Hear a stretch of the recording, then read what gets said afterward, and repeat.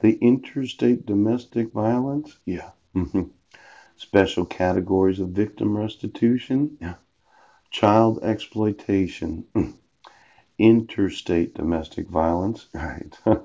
And sexual assault may be eligible for the full amount of the identified victim's losses. Yes. Now, um, child exploitation. I told you I didn't want them playing football. Yes. I gave you their actual birth dates. Yep. I gave you screen prints that they were in the wrong grades. Yes. And the idea of them graduating at 19 and a half years old. Yes. Now, my son has experienced an injury. Yes. That could last the rest of his life. And you had to play them in football games and exploit them. Yep. Now, the interstate domestic violence. Interstate usually means within the state.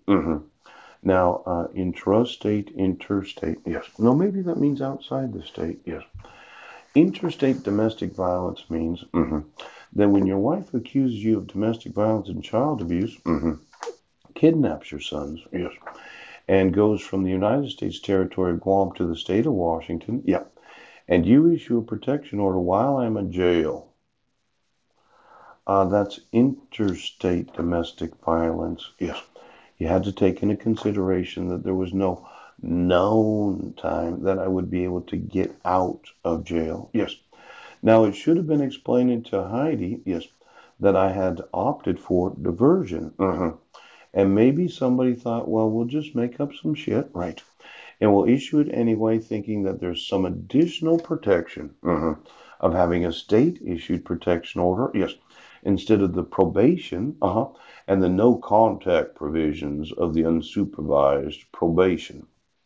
Now, I would have to say that the more effective conviction, yes, is violating of probation and being convicted, yes, of violating the restraint provisions of the no contact order. In some ways, shoo, shoo, well, here's how stupid you are. Okay. You could have got me for violating probation and violating the no contact provisions of the personal recognizance of the unsupervised probation. Instead, you decided to do something that is really stupid. You issued your own protection order, yes, that didn't have any probation constraints. Now, let's say you'd found me guilty, my jury of my peers. What am they going to find me guilty of? Violating the restraint provisions. Now, what's going to happen to Guam? They're going to say I violated probation. Yes. How can they enforce that right now? Can the state of Washington enforce the probation conditions? Did you get a copy of the actual probation?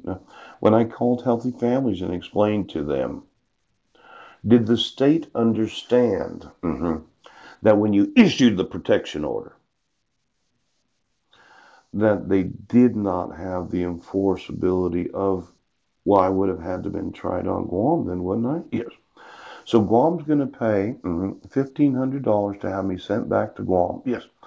To try me for violating probation. Can you?